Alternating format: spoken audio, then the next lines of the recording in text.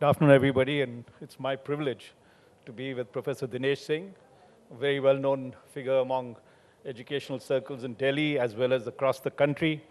Currently, he's Chancellor of K.R. Mangalam University and Professor of Mathematics at Houston University, and also a distinguished professor at the AICTE Council.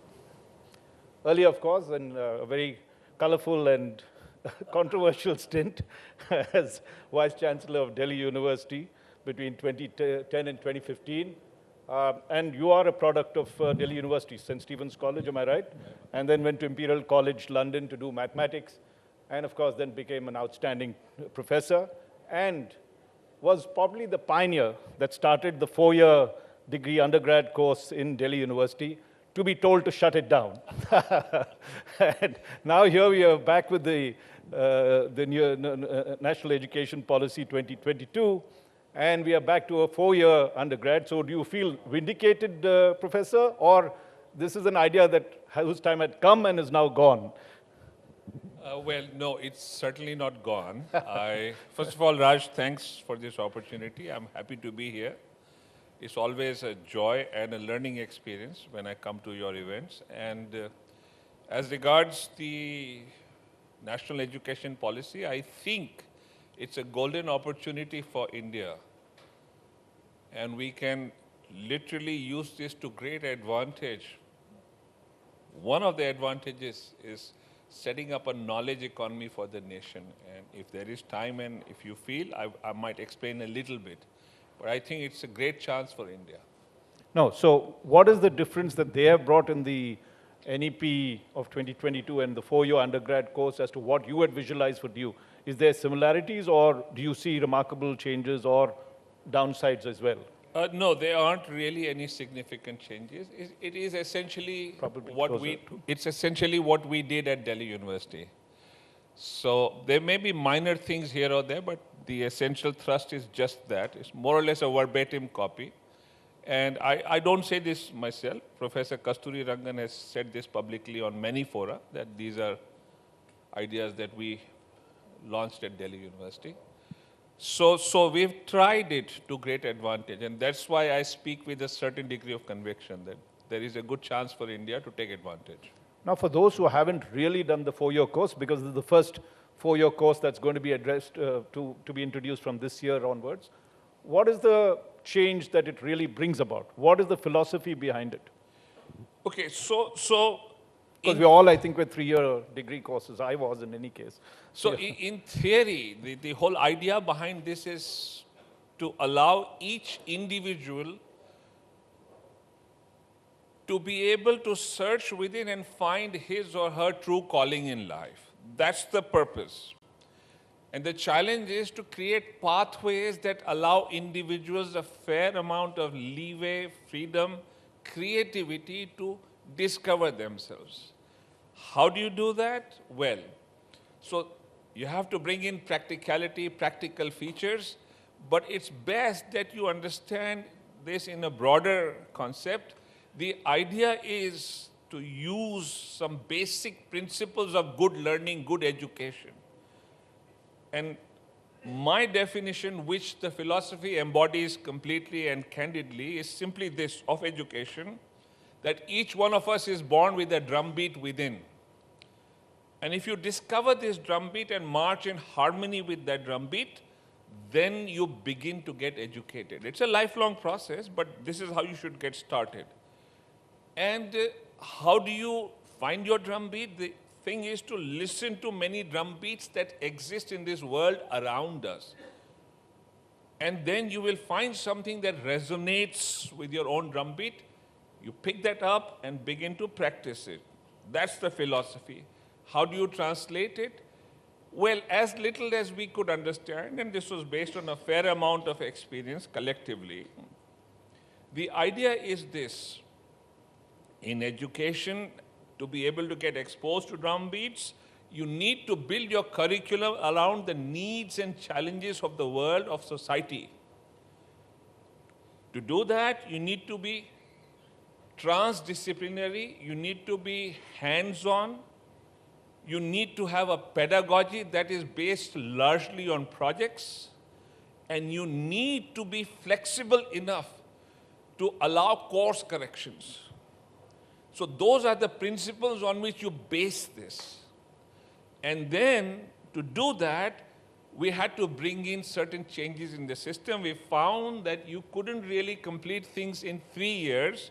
There's nothing sanctimonious about 4 years.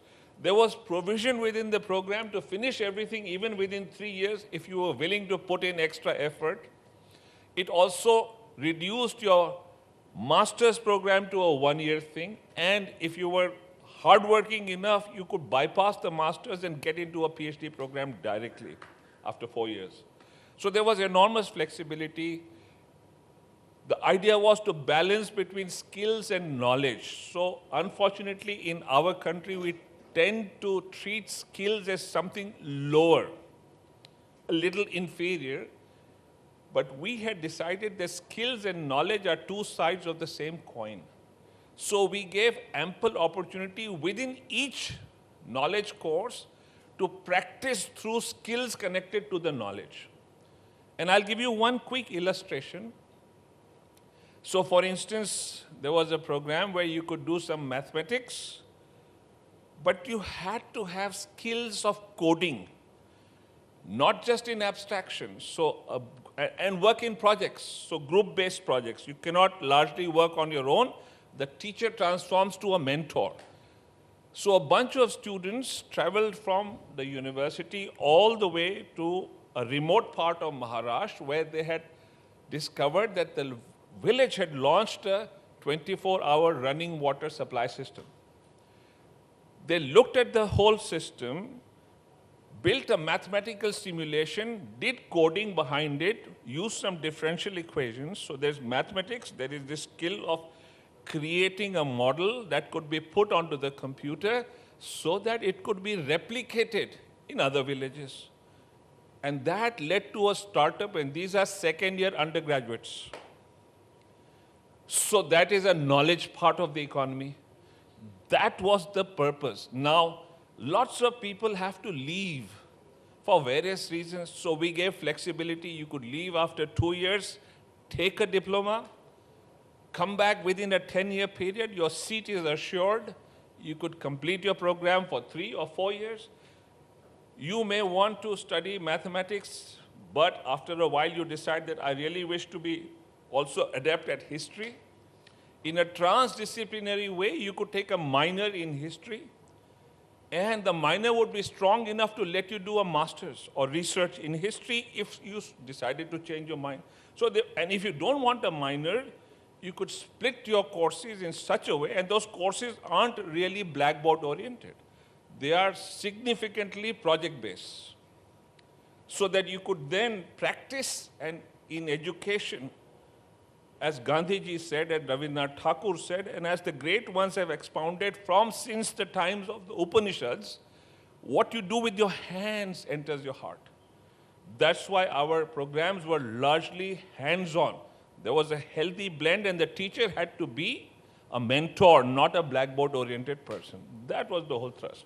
I was just smiling a bit because when I was thinking of using your hands, as you say these days, people are just using their hands on the computer and think they have the experience. So now when it comes to that and looking at the way the pandemic has impacted education across, and by the way, by hands, it's good to read our magazine in person. It's far better than reading the digital edition.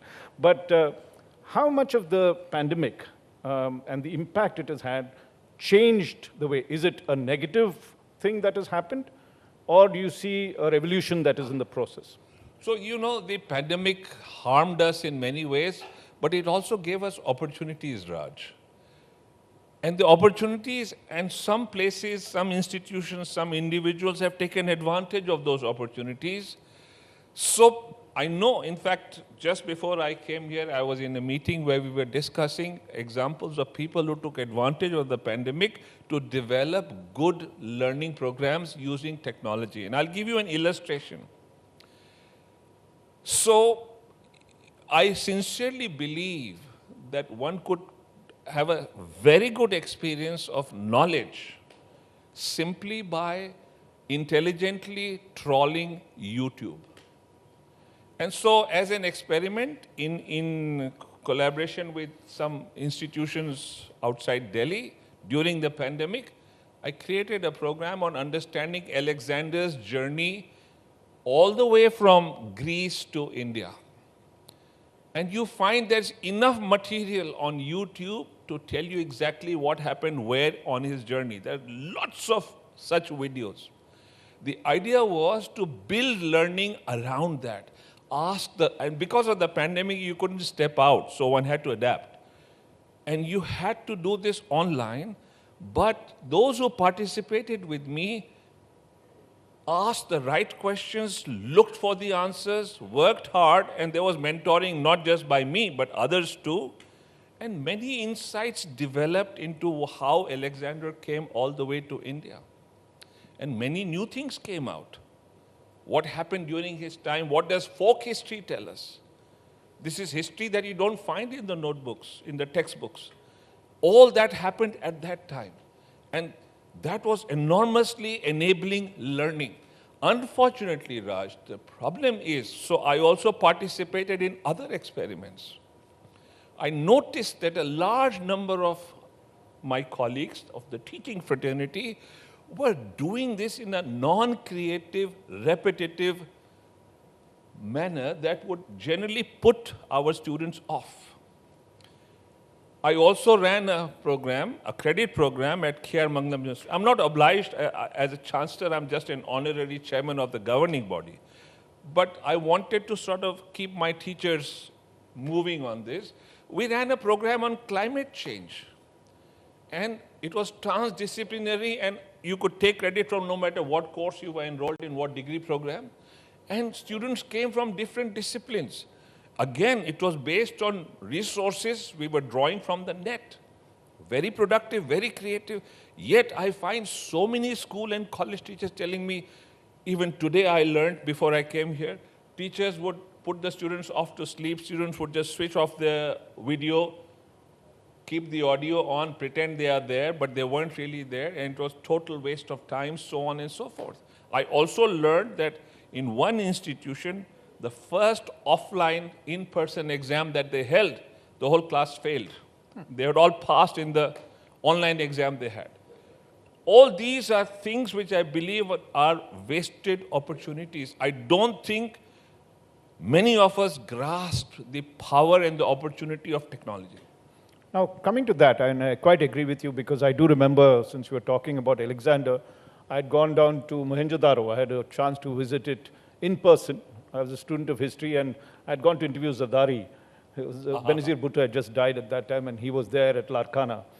And when you saw the Great Bath, and when you saw the actual structure as compared to the sepia tone photographs that we had, was a transformative experience. Now, if you take technology, and that the reason why I'm narrating this is that you can bring a lot of that, and particularly now with 3D technology and those visors and everything else that you can see, you can bring all these places or all the things right there. How much of the universities of the future should be the hybrid model, where you're able to, whatever is available, great programs, the teacher then has to only be a substitute or a guide to it rather than sit and learn? How much of that is going to change the way we teach students? It's going to change whether we like it or not, Raj. For all kinds of reasons, it's going to change.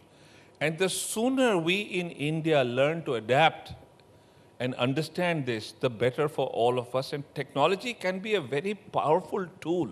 If you permit me, I'll just take 2 minutes to narrate an experience. That's when I first realized the power of technology.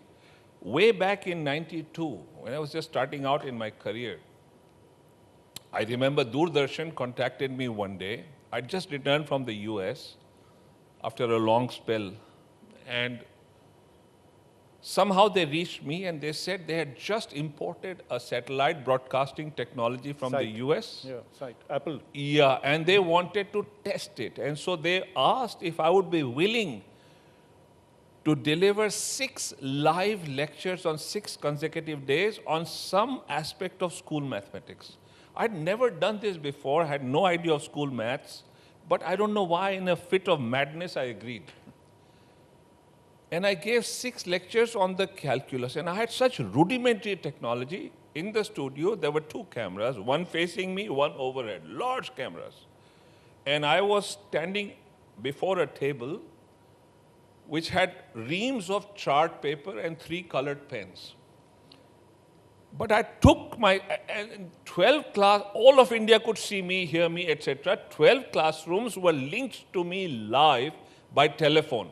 So they could interrupt me whenever they wanted. I couldn't see them, they could see me. And the whole country could listen to what they were asking. And students, you know how they are, 12th grade students, they love to trip teachers and try and, torture them a little bit. And I enjoyed that. When I finished and I went away, a month later, Doordarshan sent for me. And I wondered why, but they said, we want to show you something. When I went there, they took me to a large hall. There was no furniture. There were sacks of what they called my fan mail. Literally, letters written from different parts of India by those who had been watching these programs. And there were hundreds, thousands of letters. And I could barely read 25, 30 letters. It takes time, but there were letters from Kerala, Assam, Kashmir, Bombay, Delhi, all over India, Andhra. What did they write? They said, 1, why did you stop? We need more such lectures. 2, for the first time, not only did we understand what was going on, we liked it. And 3, I remember this. There was a tuition center guy from Bombay who wrote, sir, I've been teaching this topic for so long, it used to cause me so much pain. You finally wiped away the pain.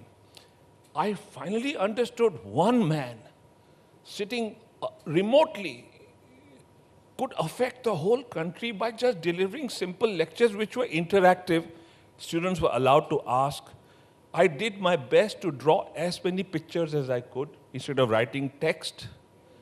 And it had an impact. And that was so long ago.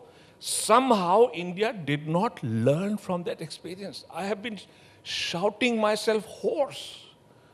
That basic technology can bring about a sea change. But we are so reluctant to adapt to change. Also, one last thing, Raj. About 6 years ago in the United States, they conducted a survey with college teachers on what they thought of distance-based learning using technology. And 90% or more said it's a bad idea, there are major quality issues, so on and so forth. This was a countrywide survey. Then the same cohort, they asked in confidence, tell us the real reason. More than 80% said we are scared we'll lose our jobs. So there's that element also. But I think technology is something we should all bring into our systems. Teachers must learn to be mentors rather than those who are forever writing on the blackboard. That is a big problem. We kill our students' interest with blackboard-based teaching all the time. Some of it is necessary, but not all the time. Now, the other thing, big change that the NEP has brought out, and the fact that particularly starting with the central universities, they're going to have a new entrance test rather than rely on the marks that you're getting in the board exams. For a long time, all of us felt that needed to change, but 99% was an impossibility. I don't know what you got, but I was around 50 or 60. I had a second division. So how do you see that change coming? Is it putting a lot more pressure on the students? Will it change the way we look? Or are we just looking at these two in isolation, 2 silos, university, school, and therefore what you are saying about practical is not happening at the school level or happening in some schools. What do we need to do? Are you happy with the QET? So I've always called it a double-edged sword. My fear is that one day, if you look from outer space, India will appear like one big examination center. We are just killing our students with all kinds of exams all the time. This morning, out curiously, Raj, that you mentioned this, I was just looking at the data. There are lakhs of students who will take NEET. There are lakhs and lakhs who will take CUET. There are lakhs and lakhs who will take the IIT entrance exam, and God knows how many other exams. We're just killing them with this. I believe that CUET is well-intentioned. The thing is that an exam is only as good as the person who designs the exam, Now the challenge is, look at the way the IIT entrance exam has degenerated. it kills creativity. It destroys good learning. And there is this mass hysteria. Students undergo so much pressure and torture.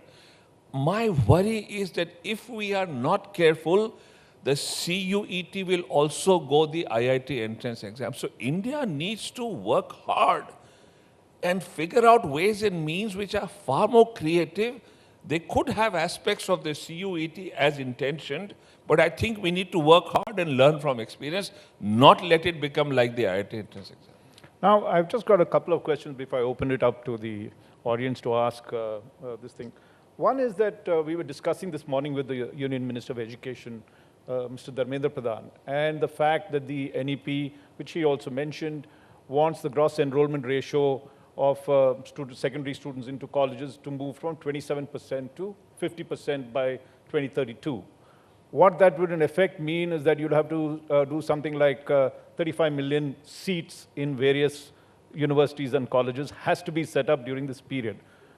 Is there a way to, I mean, it sounds like an impossibility, or you'll get very poor quality, you may not have the teachers. How would we try and implement that goal without impacting quality and with the speed that is required to bring India to that level? Oh yeah, that's a huge challenge, Raj. But I think we can achieve that, so long as we put a method to the idea, and the method can be sort of devised easily. Thing is, we need to work in several directions. One, we must work very hard on enlightened teacher training. So we need to get our teachers to redefine the way they teach. The pedagogy has to change. That's one part. The second part is we need to actually redefine education, and the NEP offers you that chance. Let's start treating the world as a university. Let's start treating the society around us as a university. And you will be surprised at how much you can imbibe without putting in too much strain on the infrastructure around you. Much of credit can be given to experiences. What is education? Any experience that allows you to grow as a human being, that allows you to delve inside and find what you are, is education. The sooner we understand that, and the sooner we create systems, and I'll give you two examples. You know, there are theories in mathematics that are really deep, that have come out of cricket, actually out of cricket, out of braiding hair. In fact, it's known as the theory of braids, out of tying knots with ropes and strings. It's called knot theory. They started with humble ideas. Looking at a game of cricket, it has led to one of the deepest theories in the 20th century. Looking at braiding hair, literally ladies' hair, how you braid them, and you get theory of braids. Similarly, knot theory, they are being applied to the study of genetics, to cancer research, to control theory, to missile, to rockets, everywhere. That is why let us treat all experiences as education. If you say sports is not education, or not the way we understand education because it is not history or geography or mathematics, that's a mistake. The NEP allows us to do that. So if you allow those kids who are really good at cricket and they want to study something else, give them some credit in that subject because they played cricket. And you do that, and much of your infrastructural worry will start fading away. You have to be careful. Don't treat anything superficially. But if you understand this, it makes a huge difference.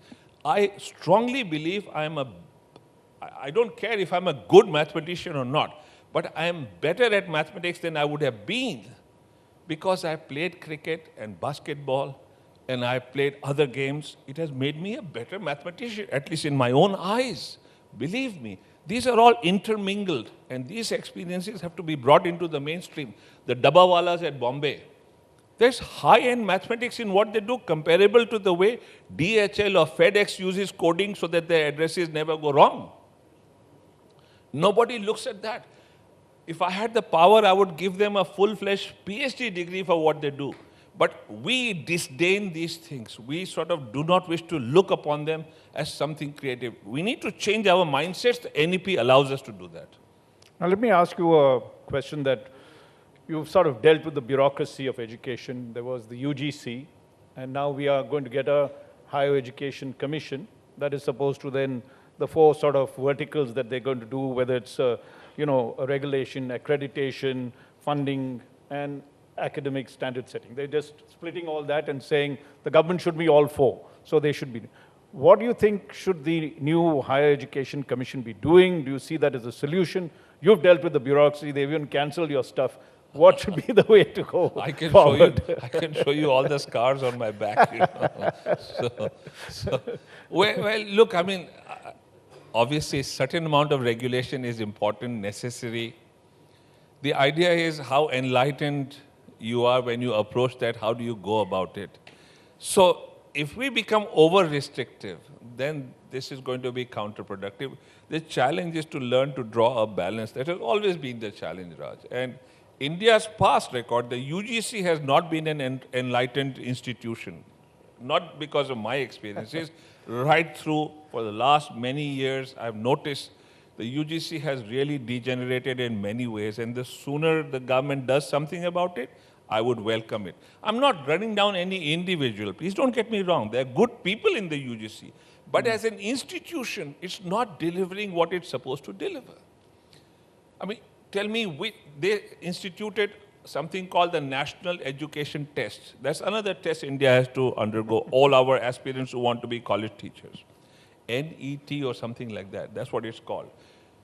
Now just imagine that, I know this many years ago, this would be sometime in 2011, I got a frantic call from the chairman UGC. I was on my way to my office early morning, about 8. He says, where are you? I said, on my way to work. Come over immediately, I need to talk to you. I can reveal this now. He didn't tell me what it was. I went there, he said, you know, the NET results have just come in. Almost everybody has failed. We need to do something. How do we pass them? That's the way we have been functioning. The world didn't know about it. Gosh. But that's the way it was. And that's how we were preparing our teachers to become teachers. So I think somewhere we need more active, but not oppressive intervention. The important thing is, Raj, to put good people. And that's how institutions become good. You put bad people, no matter what the institution, it's always going to degenerate. Well, I have time for some questions if anyone here, Professor Dinesh Singh, anyone? Or should I continue asking?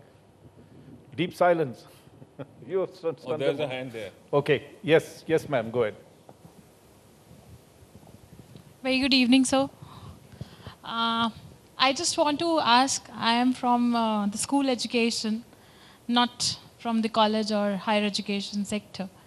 But as sir said, and I myself had been a teacher or an educator, how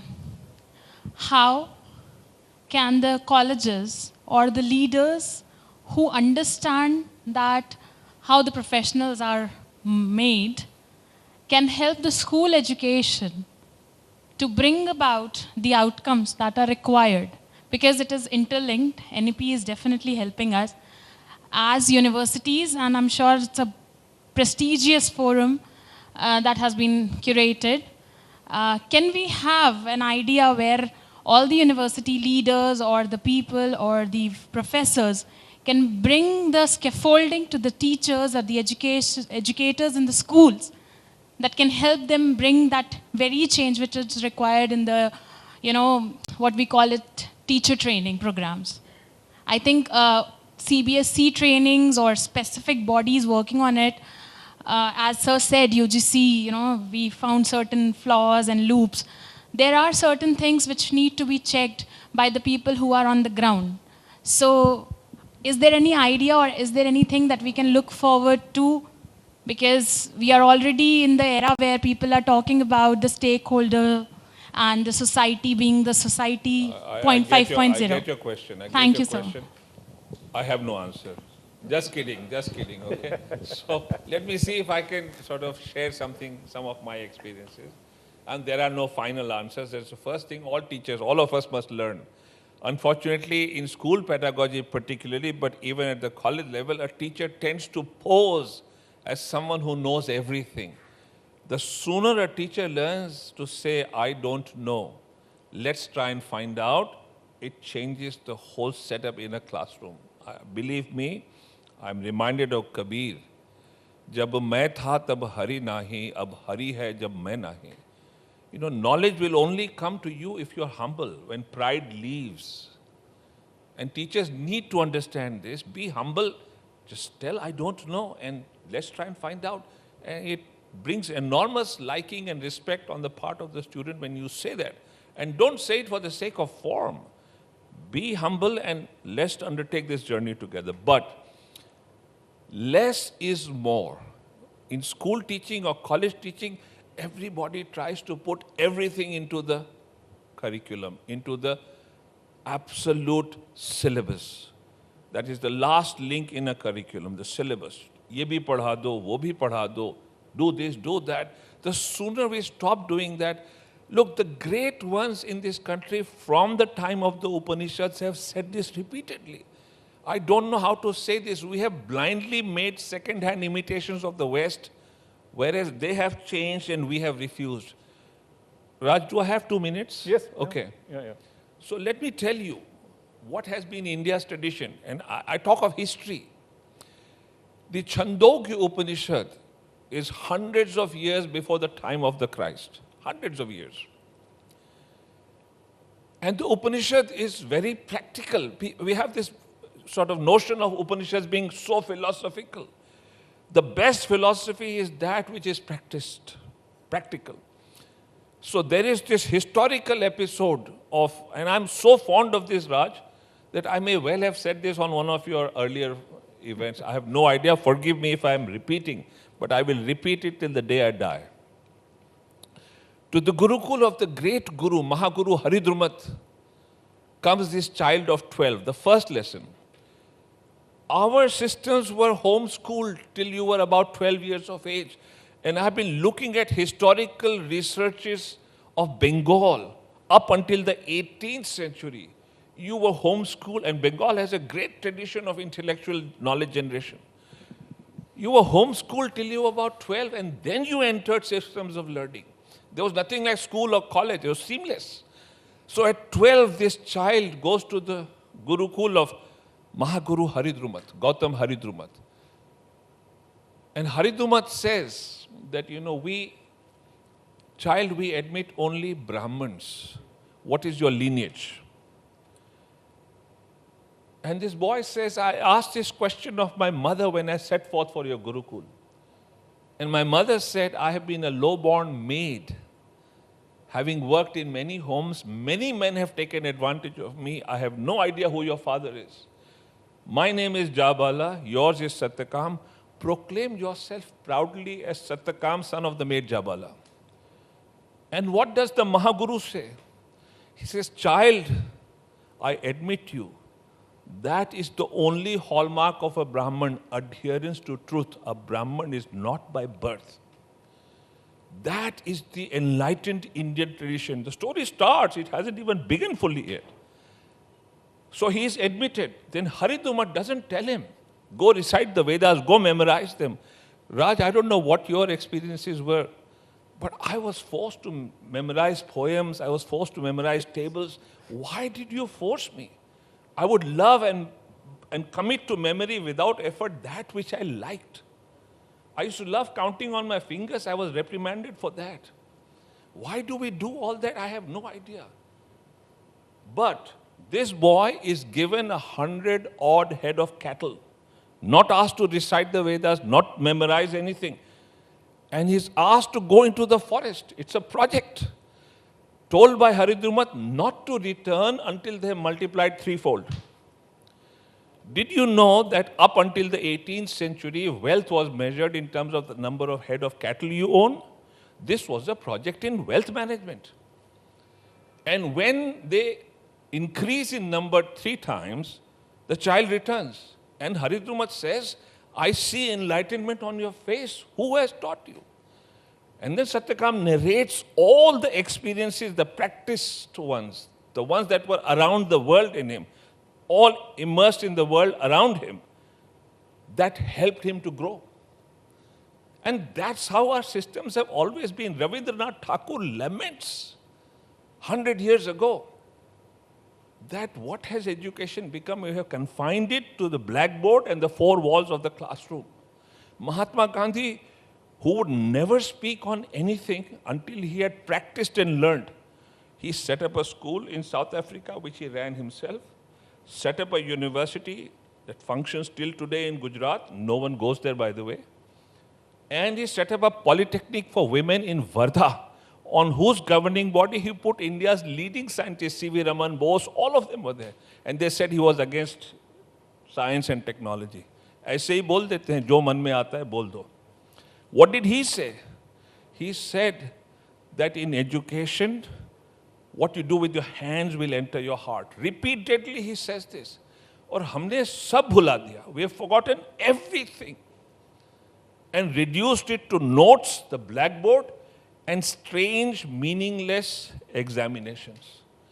Unless, no matter which policy you espouse, unless India recognizes the evils and the harm we are causing by this kind of learning, whether it's school or college, we're not going to really do well. We need to build a creative knowledge economy. Raj, I'm sorry, I'm sort of rambling away. No, this is brilliant. I think there's been Just silence. two more things, Raj. Yes, go ahead. अब आपने मौका दिया है तो दिल की आवाज बोल रही है.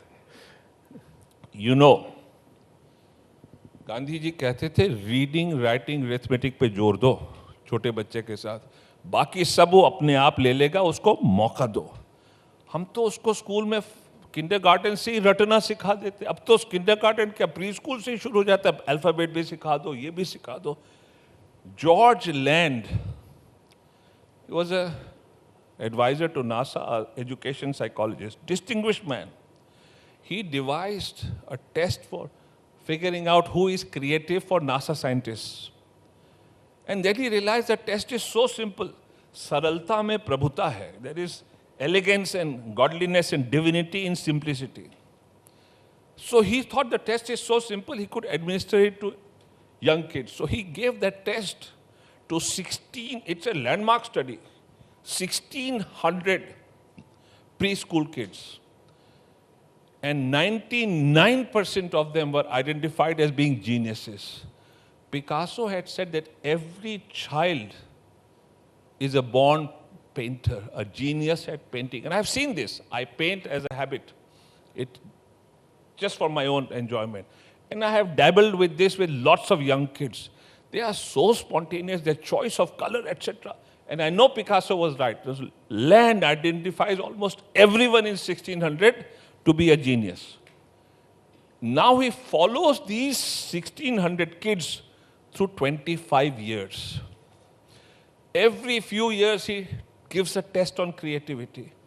The first test after 4 years tells him that the number of creative people has dropped to less than half. And this diminishes over time till finally when they're in their 20s, there is less than 1% of creative people left. That's what education did to them. That's what has been happening in our systems now. They have changed their ways in so many ways. Ideas connected to the world, hands-on, leads to a knowledge economy, amongst other things. Stanford University, in 2012, they did a study of all the startups that are around the campus of Stanford University. Just around us. There's Alphabet, Google, Nike, Cisco, many. In 2012, the combined economic might around the campus of Stanford was more than $3 trillion. Can you beat that? What Google earns in 3 months, all of India's IT companies don't earn in a year. Look at the figures, they're all public knowledge. Why? Because they run on knowledge-based ideas that India used to do in the past. Our knowledge traditions were so strong, but we have dropped them. Education now has no value. Our economy is not a knowledge economy largely. There are examples, outstanding examples, but very few. Hamari sari economy is based on other things besides. That's why all our IT companies, main naam nahi leta kisi ka, combined don't make as much in a year that Google makes in 3 months. And the number of employees that Google has is a fraction of what all of them have. Yet they do that. Why? Because Google runs on an idea undergraduate level that comes from Stanford University. IT companies here don't do that. It's all manual labor. But it wasn't like that in the past. I'll give you just one instance. Hamare pani ke jahaj, our ships, used to travel across the seas with great accuracy, do their business, come back safely. Because they knew how to navigate the high seas, because they had figured out how to determine position at sea. How did that happen? Our systems of knowledge had built a mathematical device that allowed you to find position at sea, called the Rappel guy. Uses mathematics, but a practical application. And this has been happening from around at least the time of Jesus Christ. In fact, even before that, I am talking of hard history. There is an island of Madagascar called Socotra. Uska naam tha Sukhadra Dweep, Sanskrit naam tha. Isa Masih ke kaal se. वो distort होके Socotra हो गया है. There are caves in that island dating back to at least the time of Jesus Christ. On the walls of the caves are scrawlings by Indian sailors in Pali, Sanskrit, talking about their journeys from those days. So Indian sailors used to cross the seas. Newton क्या कहते हैं Parliament में अपने time में, the greatest scientist to have ever lived, that as of now science knows no means of determining position at sea. He had no idea that Indian ships were doing it all the time. So when Vasco da Gama comes to India, they say he found the sea route. He didn't. He just picked up an Indian navigator in Africa who just crossed the Indian Ocean, brought him straight to Kerala. Kana, he was from Gujarat. The point I'm trying to make is this was coming from our knowledge systems. Knowledge was allowing us to trade better, so we had a knowledge economy. Pliny writes before the time of Christ that Indian trade is taking away all our gold. जैसे अब हम रोते हैं कि America सब ले जाता है, चाइना सब ले जा रहा है, उस समय वो इंडिया के बारे में रोते थे because हमने wood से steel बनाया था. That steel was being exported all over the world. Why? Because it led to great swords. No one could replicate the wood steel because we had the knowledge which was being applied for a practical thing. Name one IIT which allows us to build a device like the Rappel guy or the wood steel. आज के ज़माने में इतना हम IIT, I have no quarrel with the IITs, पर वो यही करते रहते हैं. Practical मुझे कुछ दिखा दो. हमारी सारी space technology बहुत अच्छी है. Hats off to them. But nothing is original. सब हम ले आ रहे हैं बाहर से. It's still a great achievement. I'm not running them down. But we could do much better if we changed our systems of knowledge. The national education policy is our chance if we apply our minds to understand it properly, the principles that are embedded in it are put into practice the way they are meant to be, we could get there. Well, thank you very much for this. I think we've all been held spellbound by him, and I feel like going back to college after this. But let's give him another warm round of applause, and thank you very much, Professor Singh, for this. Thank you.